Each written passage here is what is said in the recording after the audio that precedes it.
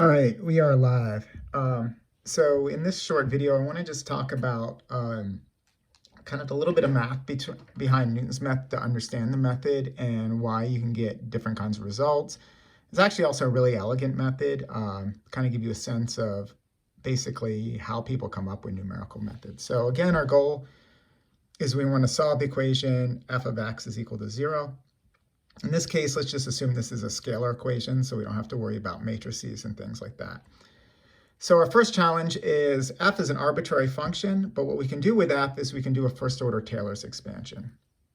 And so what we're saying here is that f of x, coming over here, is approximately equal to f evaluated at some value x bar plus the derivative evaluated at x bar, x minus x bar. And really what we're saying here, so we think about a function. So we have the red as a function. We pick the value x bar, so that's where we want to approximate the function, right? So that's x bar, and that's the value f of x bar. And basically, you're approximating that function as a straight line, and that straight line is just basically the tangent point, the tangent line at that point, which is given by f prime x bar. So the slope of that line is given by the derivative, and that defines our approximation for our original function.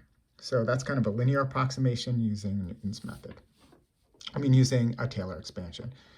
So once we have this, we can just take this approximated form and stick it in for f. And basically we get f of x bar plus f prime x bar, x minus x bar is equal to 0.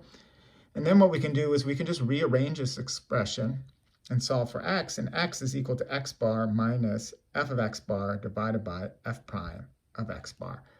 And if you notice, this function is very similar to our iteration that we use in Newton's method, where we say xk plus 1 is equal to xk. So that would be our current estimate of the function, where we want to linearize it. And then we're going to solve for the new value based on the linearized value given by xk minus f of xk over f prime of xk.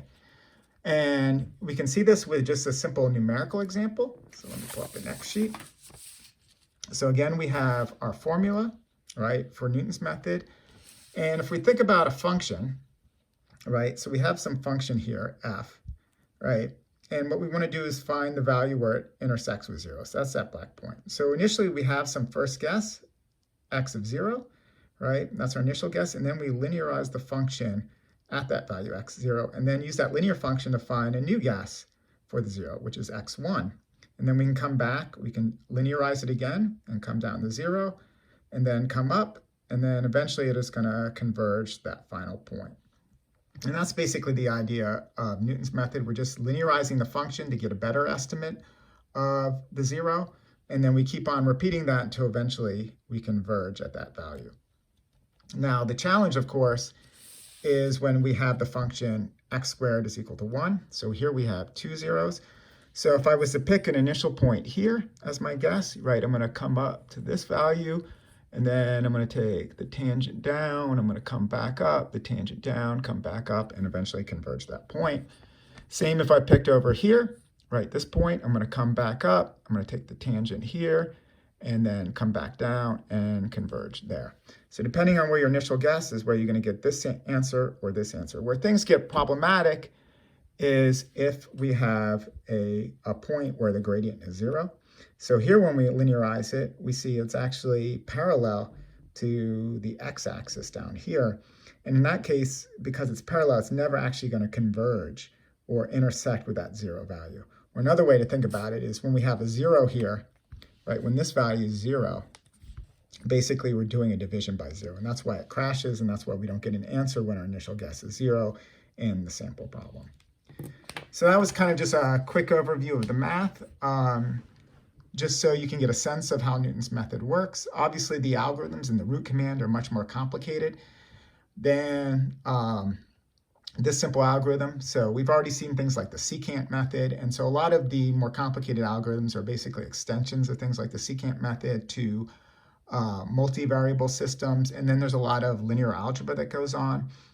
Especially when you have large systems involving, thousands of equations, right?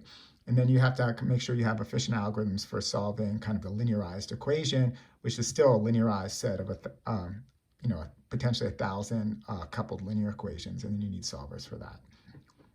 Anyway, With that, I'll stop. If you have questions, please post them into the comment section. All right, thank you.